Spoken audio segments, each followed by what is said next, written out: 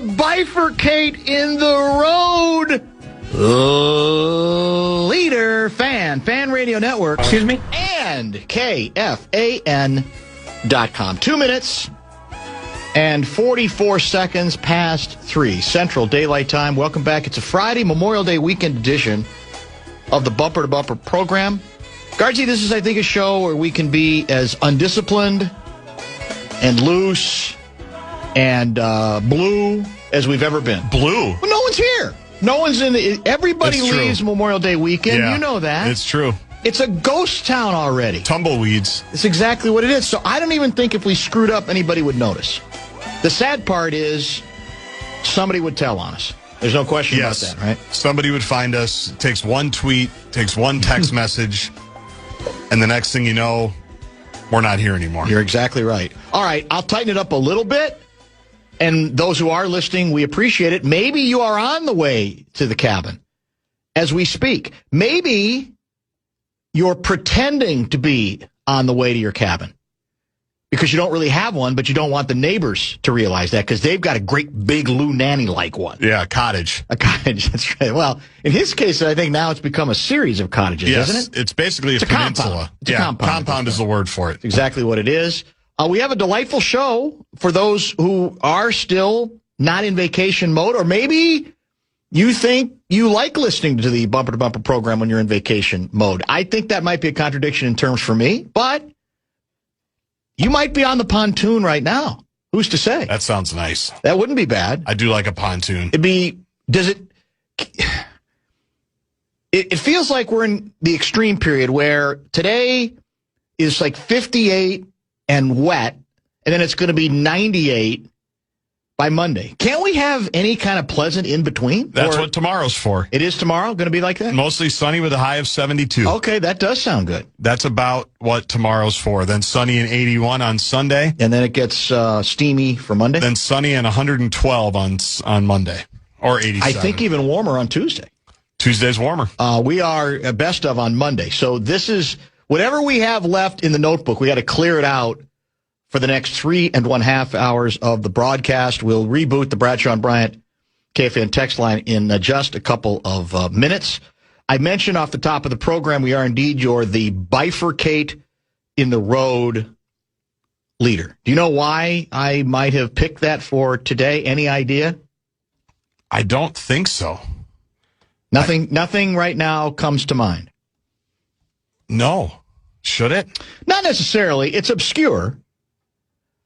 In the history of Twin Cities, Minnesota, pro sports executive-dom, I dare say there has been only one executive who has ever uttered the word bifurcate, which I think means like to divide, like if you come to a fork in the road. Yes, bifurcation refers to the division of something into two branches or parts. Right. So, I mean, there's that old saying about, your life comes to a fork in the road, or you got a big decision, whatever the case may be, and you go one way or you go the other.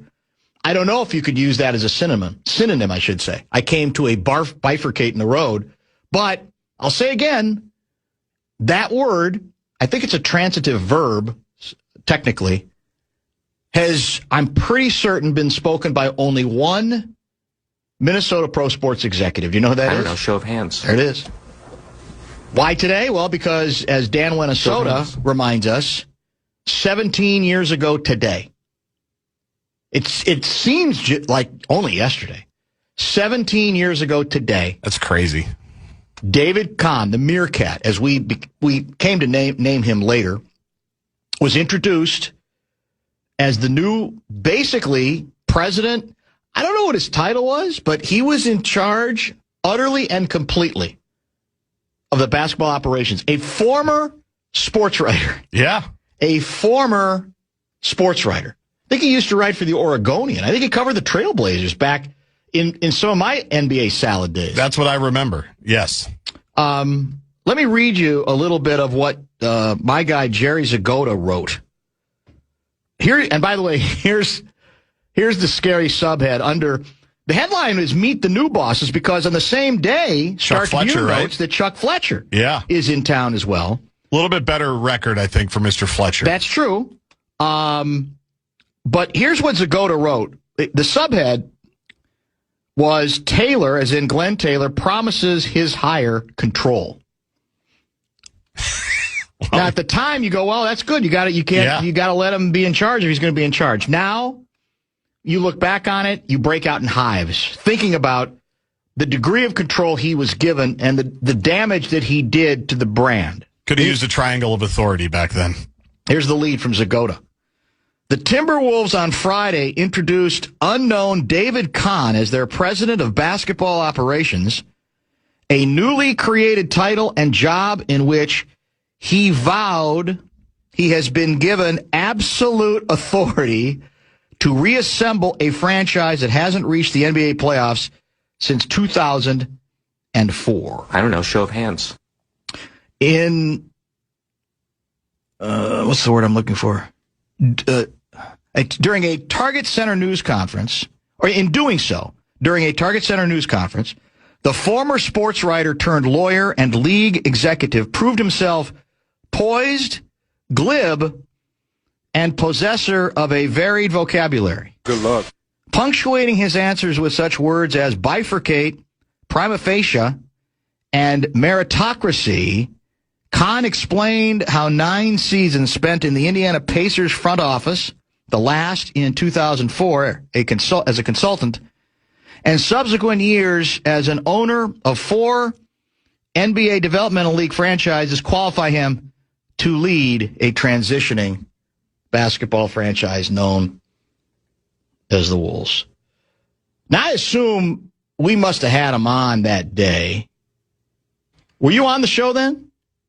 Yes. You were, right? It was 2009. We must have had him on that day, didn't we? It was May 22nd, 2009. I had just started. It might have been my first week. Okay. Yeah, full time. Because it was May 2009 when I started. So it might have been my first big booking. Like, we got to get Kahn. We didn't know he was the Meerkat at the time. And at the time, you probably thought, well, this is easy because David Kahn probably was the easiest guest to book. Yes. In Twin Cities sports executive history. Whatever day he was fired, I'm sure that's on the calendar. Yeah, that's true. He called the hotline. God, that's true. We had him on. He just said, I'm available if you guys want to talk to me. We had him on for a long time, didn't we? Yes. And my recollection of this exit interview was I ran out of stuff. He wore me down sometimes where you try to go into your Mike Wallace mode, very, a challenging tone, and you try to box him in here and get him to contradict himself there. And by the end of it, I think I might have said uncle because of the way he communicates in this sort of circular fashion in which at the end of it, you want to just say, I want out of here. I'm done. I don't want to talk to you anymore. Stop. Please stop talking.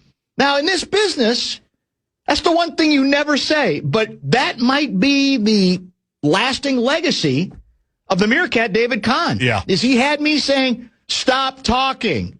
I don't want a longer answer from you than my question. I do remember a time when we had him in the cage as well. I don't remember the occasion why we were down there. It might have been Twins. The ballpark had just opened. Could have been. And so we had him come across the street or upstairs or whatever it was, and he left. And I remember you looking at me and going, I'm exhausted.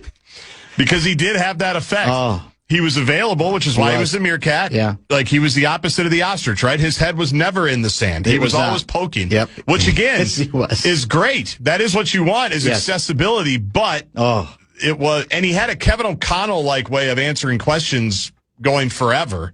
He did. And so it was difficult.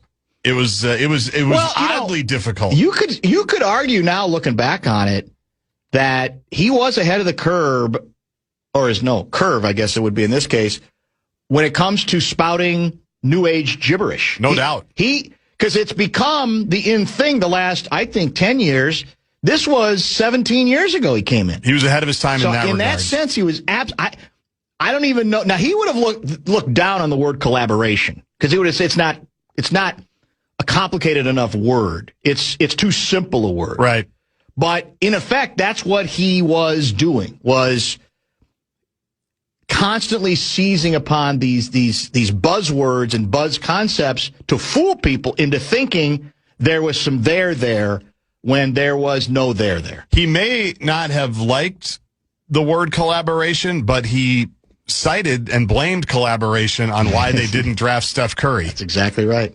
Because he claimed that the scouts didn't feel were like bored with him. They were. Well, he claimed that Rubio was a no-brainer, which we all agree with. Yeah, I was on board 100%. And by the way, the trade that got him the 5th pick was a great trade. It was. I think it was Mike Miller or somebody, and we got an extra top 10 pick. It was a great trade. But he said Rubio was a no-brainer, which we all agreed on. But the scouts, who he had said, told him that they were not really listened to in the old regime. They all liked Johnny Flynn, right? And he wanted to empower the scouts, is what he said, because they had not been apparently previously, and that's why Johnny Flynn ended up with us and not Steph Curry. In other words, it was really not his responsibility. That's exactly right. That's to translate Kahn into English. It wasn't my fault. Unnamed scouts. I don't think any of them have been named to this day. Have they? Well, I wouldn't come forward either if I thought Johnny Flynn was better than Steph Curry. That's true. And, of course, we don't really know that they did. No idea. I mean, that's the essence of the Meerkat for sure. Yeah, and Meerkat was exactly what you say. I was looking for an animal that was the opposite of the ostrich in terms of head in the sand. Someone who's everywhere. You can't get away from a meerkat, apparently. They're popping. You can see videos on all the time. They're popping their heads up all the time. That's what they do. Up. And so he became, for this show at least, from that point forward, the Meerkat for sure. My only regret about not writing at that point any longer was I missed out on at least 75 snarky, vicious columns I could have written. I mean, I think I got it all out on the airwaves over the years with him, but that's the one part, man. You always regret the material that you did not get the chance to take advantage of. TheFanandBigDeck.com. I'm going to give you a shot to win bonus bucks. It's our national cash contest. First keyword on the final day of the week is media, which is what David Kahn worked in before he ran the Timberwolves. Go to KFAN.com and enter the keyword media. Bumper to Bumper with Dan Barreiro. Wow, he's got the stroke to start things off. Live on iHeartRadio. Would Kahn have invented diction salad, lexicon salad? That's from 952 guy. The Meerkat was what we like to call an energy vampire. Instead of draining your blood, he drains your energy. Good luck. Tom from Savage, on the day the franchise is burning to the ground, where do you think David Kahn is? Not bad. Not bad at all. When you come to a fork in the road, take it. That's Oldsmobile guy quoting Yogi Berra. Yeah, Yogi Berra. When you come to it, which, by the way, is profound. I mean, the bit on Yogi was, what did he come up with now? What a doofus. That's philosophy at the highest level. When you come to a fork in the road, take it. Think about it. You have to think about it. It's tremendous. Yeah. Now, I don't know if he stole it from anybody, but it was very, very good. You have to play it. I mean, the whole thing? Well, how many minutes is it? Is it a bunch? Well, I have like 50 versions. Oh, I see. Well, while you're looking, let me give you the uglydeck.com guest lineup today. It's very good. And we're moving some pieces around today. Lavelle is going to join bottom of this hour. Dr. Dan's inbox will be in Lavelle's 5:30 spot, his customary spot on the Friday show. So if you want to get in on that fun, email the producer, jg@kfan.com, Dr. Dan's inbox at 5:30. And we expect an in-studio guest with former U.S. Attorney and now friend of the program, Andy Luger. He will be in at 4:30, and we will talk about another very busy day on the fraud front, get to a couple of other stories with him in the time that we have with him. It's about 2.5 minutes. That's not that No, bad. it's not. Yeah, 2.5 minutes will work. And, I mean, it's being requested, and if you can't do it on, what did I say, the 17th anniversary of the hiring of the Meerkat David Kahn, when can you do it? This was Summer League. Yep. he's in charge of the Wolves. He's looking at talent at the Summer League, and he was asked to do an interview during the game, one of the games, with Chris Webber, and I don't remember who he was with. Yeah, I don't remember either. But it's not really all that important. It's his first, I could say, full summer. 2010 is when this is from. Oh, okay, so it is the first full summer. Right when we sign Darko to a 4-year, $20 million contract. That's Darko Milicic. Yes. And, well, it just devolves into something that has become part of Bumper to Bumper, KFN lore, quite frankly. If you've heard it before, I think you will still enjoy it. If you've never heard it before, you are in for a treat. I'm still intrigued with Darko Milicic. What do you see that no one else sees that Darko has? What do you see that he brings to the table and that can come out under your team? I think that Darko came over here way too early. I think he made a terrible mistake and should have never been picked second in the draft. However, the people that picked him second in the draft saw the talent and the skill that he has. And he went through a very rough patch in Detroit. He was just way too immature and young to really handle the NBA lifestyle. When he went to Orlando, he started to play pretty well. And I spoke to Brian Hill about this, and Brian liked him a lot. But they went in a different direction that summer when they signed Rashard Lewis, had renounced him. Then he goes to Memphis. It's not a great situation there. And he goes to New York, and for whatever reason, Mike D'Antoni chose not to play him. With us, it was like manna from heaven. I mean, he's 7'1", legitimately. He moves fluidly like a forward. I haven't seen a big man pass like him. He really does pass like Vlade. Wow. In that respect, you can see the Divac. Absolutely. Whoa. He's a great passing big man, and Vlade will be the first one to tell you that. Vlade's known about the kid since he grew up in Serbia, 70 miles north of Belgrade. So nobody is jumping up and down yet. What Darko needs to do is put a whole season together, But he's gotten married. He has a boy. I think that he's much more mature than he was when he broke in the league, and we expect him to have a decent little season. And I think he has a great chance of being our starting center. Yeah, and I asked that question, not thinking of him the way that you did, but one thing that, every guy that's played this game knows is that all it takes is for someone to believe in you and put you in a position for success. So I'll definitely be looking forward to watching his growth with you guys this year. Well, and I think that your career is somewhat indicative. I mean, what year was it that you really felt like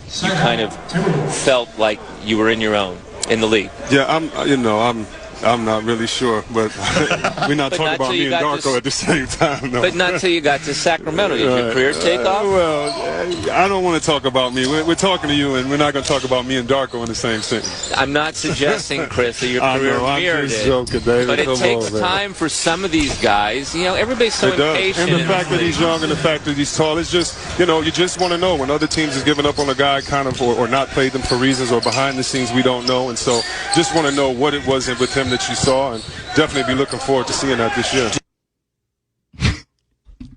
What's interesting looking back on that interview again and listening to it again is that there's several moments in which I feel like Webber is trying to help the Meerkat, trying to say, hey, it only takes one person to, one coach or one general manager to believe in you.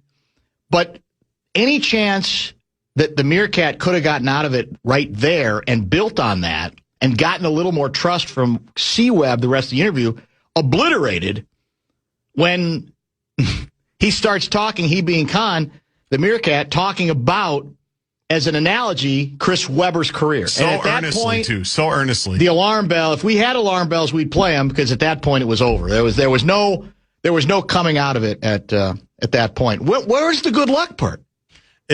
They go on and talk about some other stuff, and that's when they're going to break. I see. Okay. It's like, thanks, David Kahn, for joining us. We've got more Timberwolves Grizzlies after this, and Webber just goes, good luck. Yeah.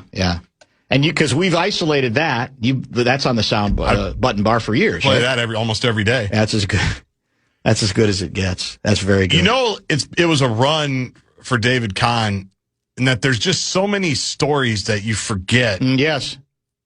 That just crack me up so much, that were just so quintessentially him, like the Ruby. And again, obviously he was a disaster, but he had the right idea on a lot of stuff, like drafting Rubio. Yes. He had Kevin Love. Adelman was a good hire after he hired Kurt Rambis, right? I mean, the team's 20-20 before Rubio blows out his knee that night. That's probably his big what if.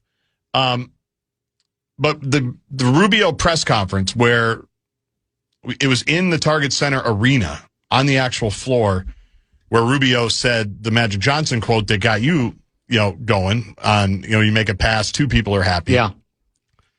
Kahn starts the press conference by saying, this is Ricky's day. This is all about Ricky. I don't really have much to say. Let's direct everything towards Ricky and make this about him. Like, he tries to do the right thing.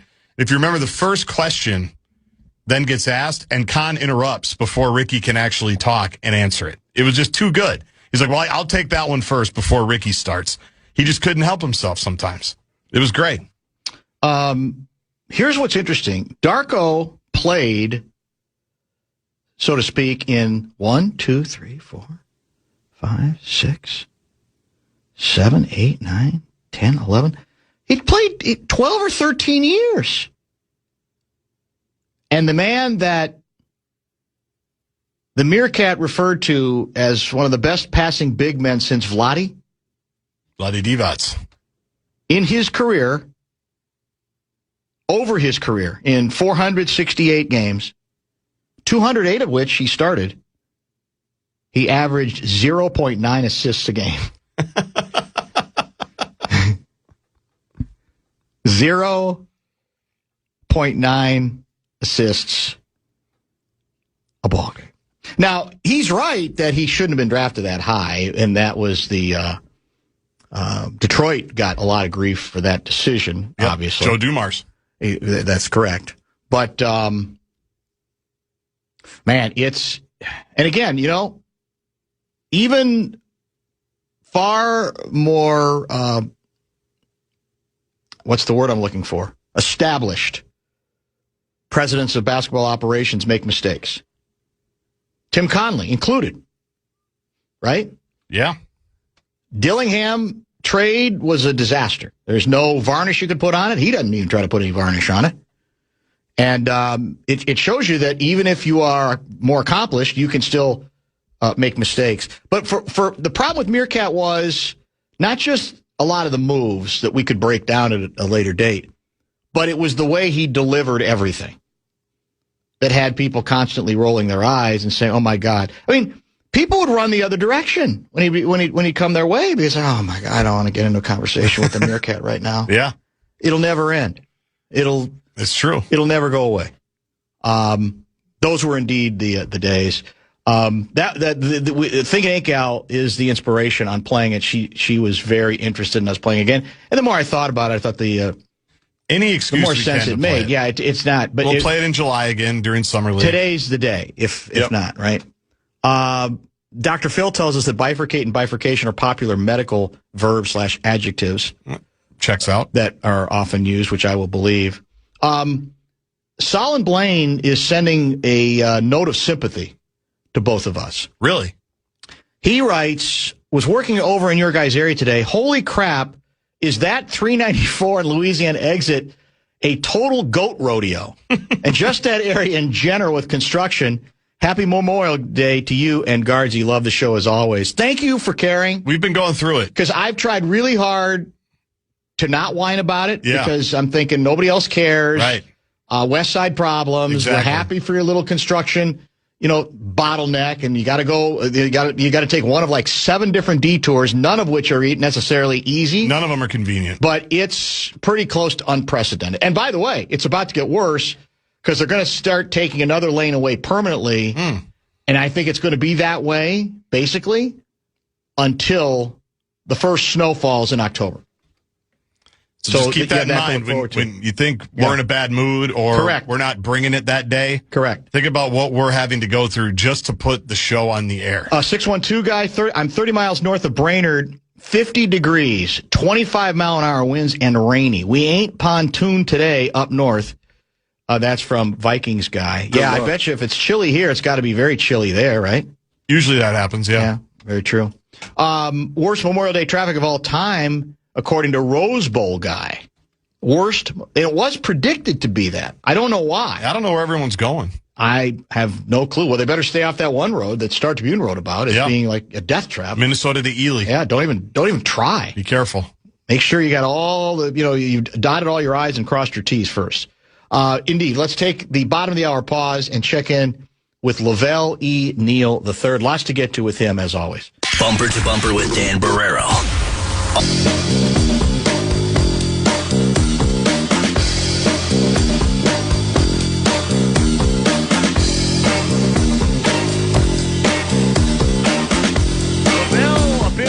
Usual today. Andy Luger is an in-studio guest scheduled for about 4:30. Dr. Dan's inbox is at 5:30. Lavelle, as I'm going to try to do this via the computer, Gargi. Let me see if I can get it done. There we go. Looks like it worked this time. Lavelle, can you hear me?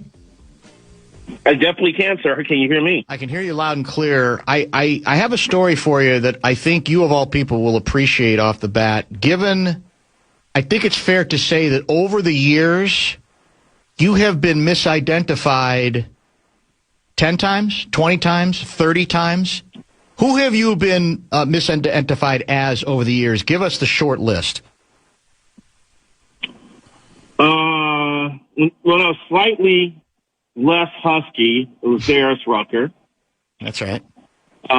Larry Fitzgerald Senior, not Junior, Senior. Right.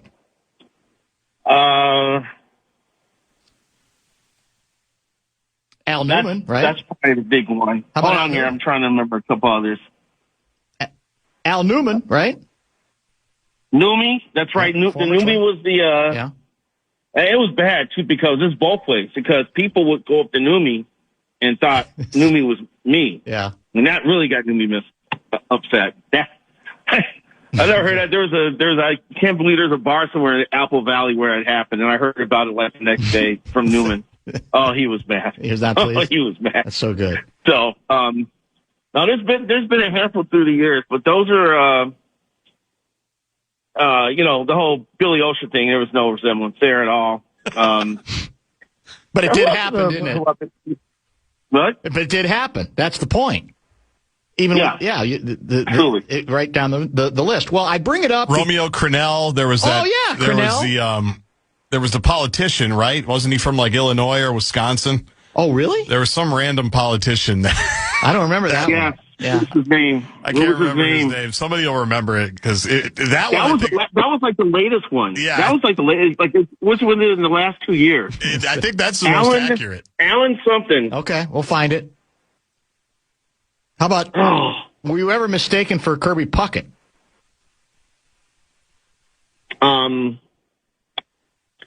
One time, but the guy was really drunk, so I kind of gave him a pass. Gave him a pass on that one? Yeah, that makes sense. Yeah. Here's why. No, I forgot. There was one year, my third year in the Twins beat, someone ran up to me and thought I was Kirby, and she was like, she had run like 150 yards to find you because she wanted an autograph, and I was walking toward the backfield of Fort Myers during spring training, and she was huffing a puff. She said, "Oh, Kirby, I caught up with you. I always wanted to get your autograph." I was like, "Honey, I'm sorry, I'm not Kirby. I write for the Star Tribune. I showed her my badge, and you should have just saw the life drain out of her face. It was pretty bad." So then, like 3 days later, some fan pulled the whole Al Newman thing, and said, I was Newman. Yeah. And somehow Tom Kelly finds out everything. So, like, the next morning, walk into his office, and TK's like, Lavelle, I heard you went 284 square homeless. So stuff like that would get around during spring training. Yeah. Well, the reason I bring it up today is that I don't know what broadcast was doing this. I don't think it was a broadcast live, but it was some kind of, I think it was a CBS station in which they were kind of sort of the shots, the video shots were showing celebrities in the crowd, okay, and they were identifying said celebrities via the video. And so it'd be like, hey, looks like there's John McEnroe over there. We see John McEnroe courtside at the Garden. There, of course, as usual, is Spike Lee. And there's Cedric the Entertainer. Except that it wasn't Cedric the Entertainer. It was the former Nick Bernard King. Oh, my God. Yeah, you can't even make it up. Now Bernie King he's put on a couple of pounds, but still, come on, man. And he said it deadpan, like he meant it. He wasn't trying to be funny, and he was convinced that it was Cedric the Entertainer instead of Bernard King, one of the all-time great Knicks. Poor Bernard King. God. Yeah. That's a big drop for him. That's hilarious. Was the politician Rod Blagojevich? No, because one, I've never been to jail. And two, how about CeeLo Green? Did that come up occasionally? That has come a couple times. That's what I thought. It's stunning. There's really no resemblance there at all. Maybe body shape. Yeah. But in terms of facial construction, no. You hear suggestions everywhere. When I was a kid, I was called like Fat Albert. And that wasn't out of endearment by any chance. No, that's not very nice. Imagination. Yeah, that's not very nice. No, it wasn't. The kids are cruel. Yes. Yeah. They are. It can be. Unfortunately, that's true. Well, the amazing thing is you've over the years, I think, maintained a good sense of humor about something that you probably would have a right to get a little bit annoyed by. Or was there ever a time where you did explode and said, come on, man, I'm not 15 other black people. I'm not. I'm me. I'm Lavelle Neal III.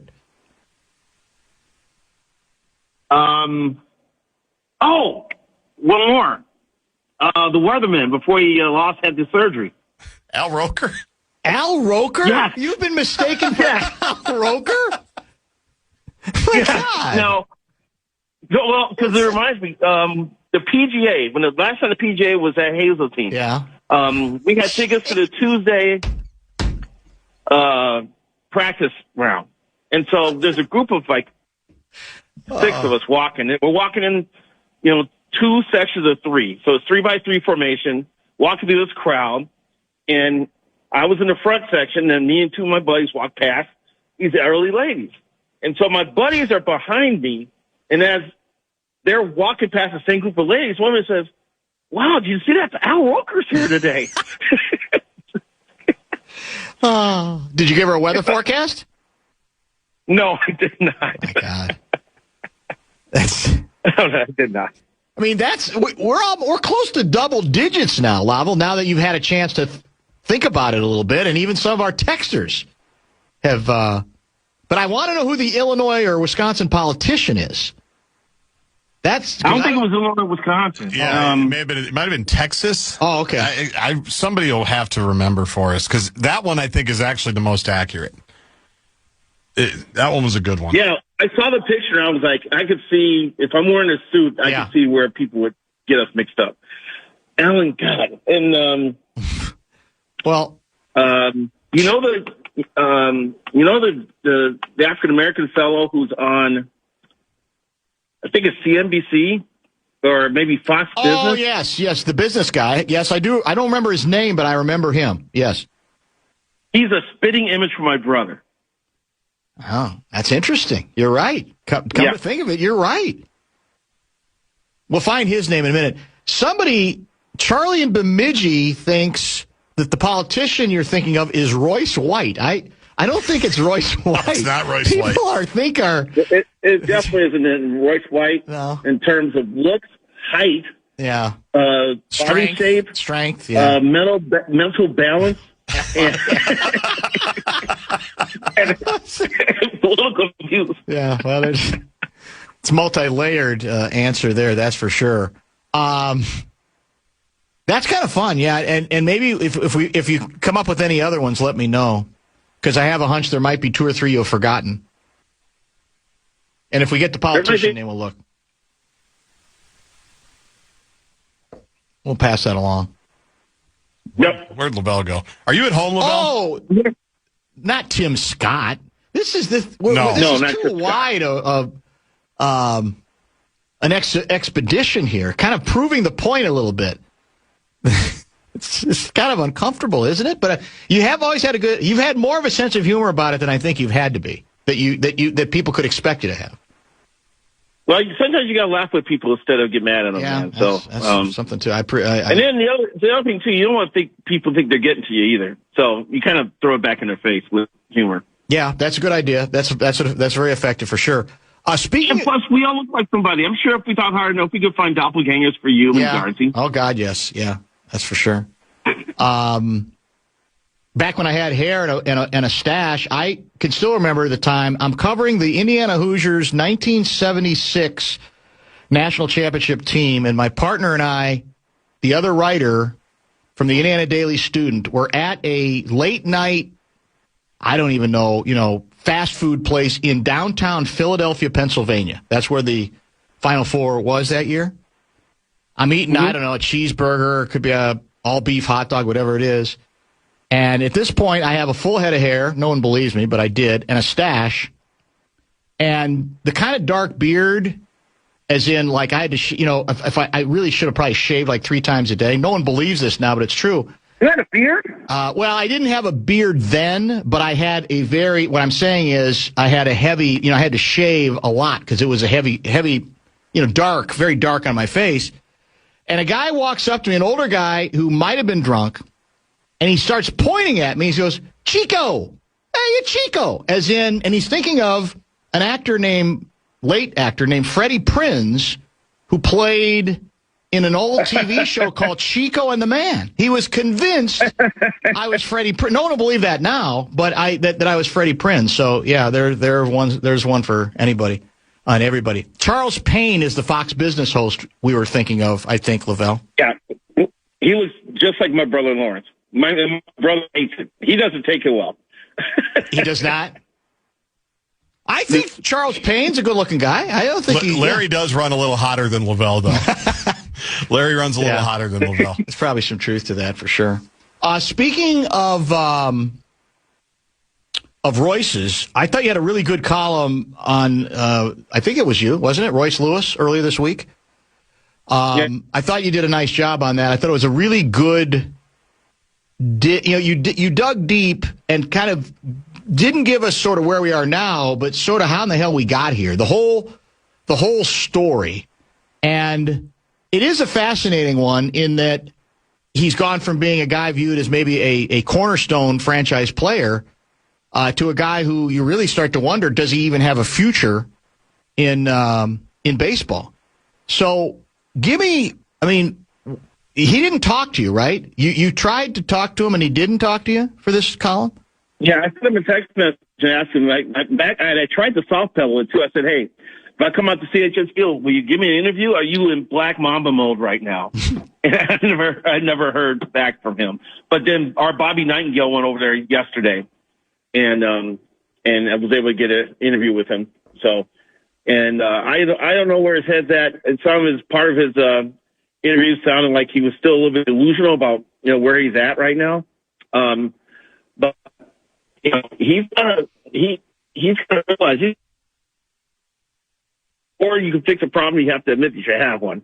And I think he has to take that step first and embrace it and put his face in the middle of it and try to putting Lavelle on hold. This will shock people who are regular listeners to the Lavelle segment, but his phone is a mess right now. It's just, in fact, his phone prevented us from hearing the punchline of the story he tried to tell us earlier. It was just gone. So I don't know where he is now. I don't know what he's doing right now. Maybe he can get somebody else's. Maybe he can get Al Roker's cell phone. Maybe that would help under the current conditions. I don't know. We got to try it again? Is he moving? Yeah, we've got 5 or 6 minutes. We'll try it again. He's not at home, so we can't call him at home. Oh. Somebody did call him, too, so that may have... Oh, that's maybe part of it.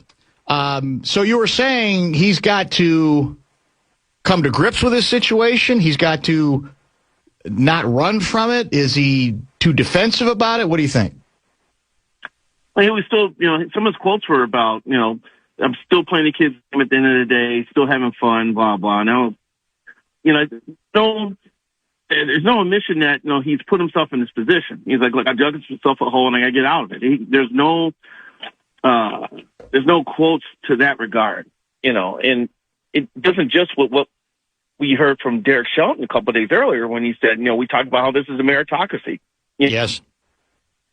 And so I wonder how Royce synthesized that information, because I don't know if we really got an answer from him based on what he said to reporters yesterday at CHS Field.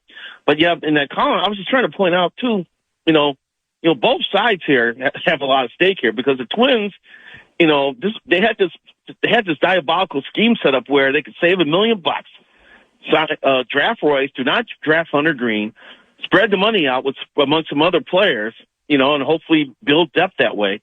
And Royce was the key component to all this. The other three guys, one was Brett Rooker, who actually figured out a way with the A's, but the other two are pitchers.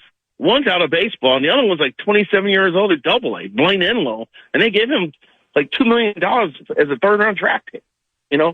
So this was an intricate plan to use the funds. I mean, the plan was so interesting in the column that their 8th, 9th, and 10th round picks, they all found like 3 guys to accept $10,000 signing bonuses just so they could, push some money up toward the top 3 or 4 picks.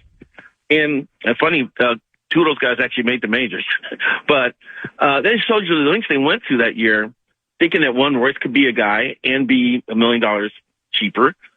And they didn't draft Hunter Green. And Green looks like he's the bee's knees, although he's coming back from surgery to remove bone chips from his elbow. So it was just and this has been, the draft of 2017, man. We're talking 9 years ago. 9. And we still haven't seen the Royce Lewis era by envisioned to see. Well, here's what I would say, because that was an interesting part of the column. And for me, what it comes off as is not clever at all, what they did. It was cheap. And I get it. We got to be more imaginative of all that. But if you are attempting to be imaginative at the top of the draft, you're screwed, right? I mean, that's part of the issue here. I think without even realizing it, maybe you've given another reason why people get so frustrated or cynical. Now, I know for a while it looked like he was going to be a cornerstone guy, and nobody was complaining about that pick. But we are where we are at this point, and it ain't good. No, it's not. It's not. And you look at some of the other first overall picks, not just first round picks, first overall. Yes. And there's been, Spencer Torkelson struggling with the Tigers, no doubt. The one case that Royce can look to is Mickey Moniak, who was the first overall pick by the Phillies like 5 years ago. And he was horrible until like 2 years ago. And he turned the corner with the Angels, and now he's fairly productive with the Rockies. Now, it's not like MLB perennial all-star type production, but he's become a solid player. And I guess, do we have to lower the expectations at this point for Royce? You don't want to, but you may have to. But you just want to see him be able to hit the ball over the fence every now and then, use that speed on the bases, play a capable defense, and contribute. Right now, he's not major league worthy. In fact, one of your compadres, I think it was the beat guy, Bobby Nightingale, had an interesting piece reminding us, if you go back to 2023 postseason, we were feeling pretty good, right, about Royce, about Wallner, about Julian, and about Kirilloff. Well, Kirilloff is retired, Julian's been dealt off, and Wallner and Lewis have both been demoted, right? That's right. I think Julian's with the Rockies as well. And we know where the other 2 guys are at right now. And I believe Wallner Wallner had no walks and 7 strikeouts in his first 5 games with the Saints. So he's still trying to figure something out too. And Bobby Nightingale talked to him too.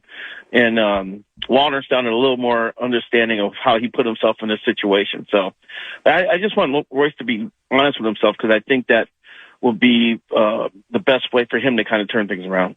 Are you leaving out a famous name that my sources tell me that you once tried to pretend you were?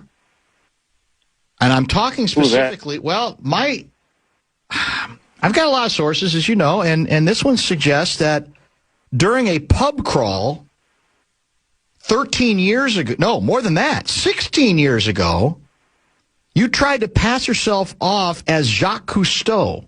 Care to comment?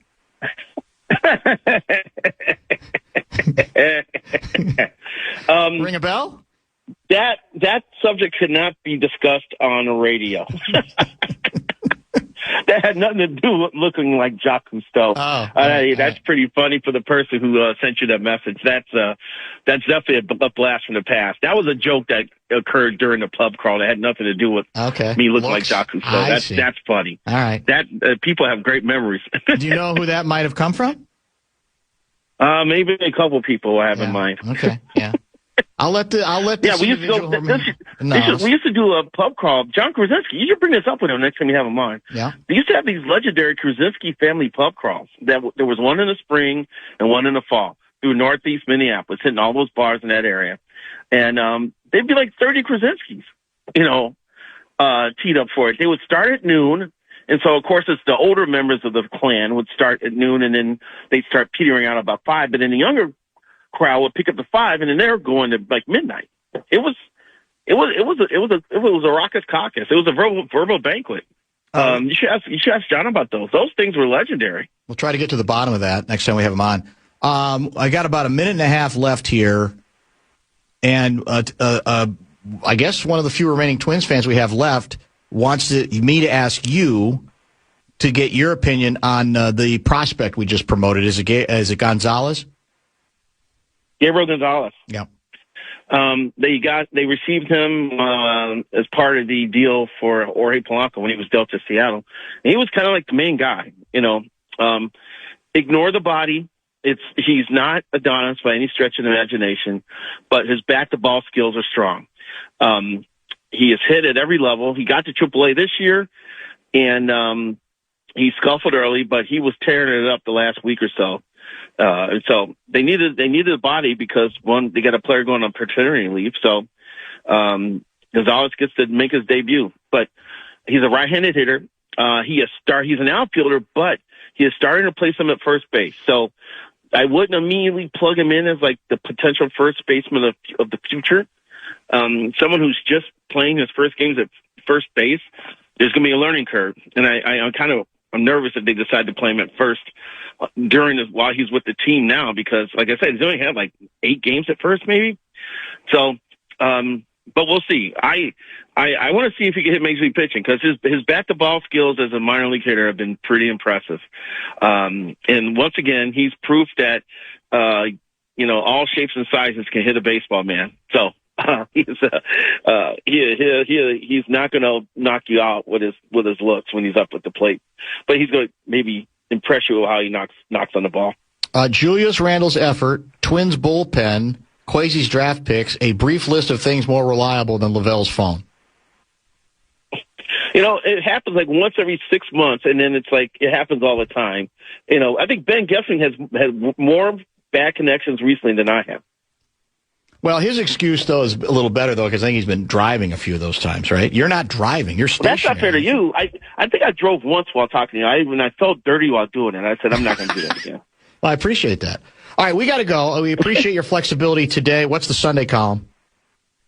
I got 2 things, actually. I'm writing about I just wrote about Ryan Jeffers and what the Twins' catching plan is after Jeffers leaves, because he's leaving either as a free agent after the season or he's going to get traded at the deadline. That's a lock for Ryan, because he's a Boris client and he's not going to re-sign with the Twins. He's going to go and be the best hitting catcher on the market. So I wouldn't be surprised if they trade him in July. And then I'm also I'm going to the Minnesota United game tomorrow and doing kind of how the team looks headed into the World Cup month. Have a great weekend, great Memorial Day weekend. We will chat next week. Thank you, my friend. Lavelle E. Neal III, kind enough to join us. Yeah, I think I pulled it off this time.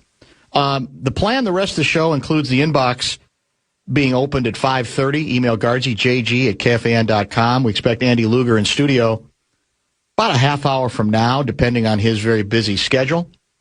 And when we come back, an update on a grotesque story, local story that we covered a couple of days ago. New developments, even more sickening. Stay tuned. You're listening to Barreiro.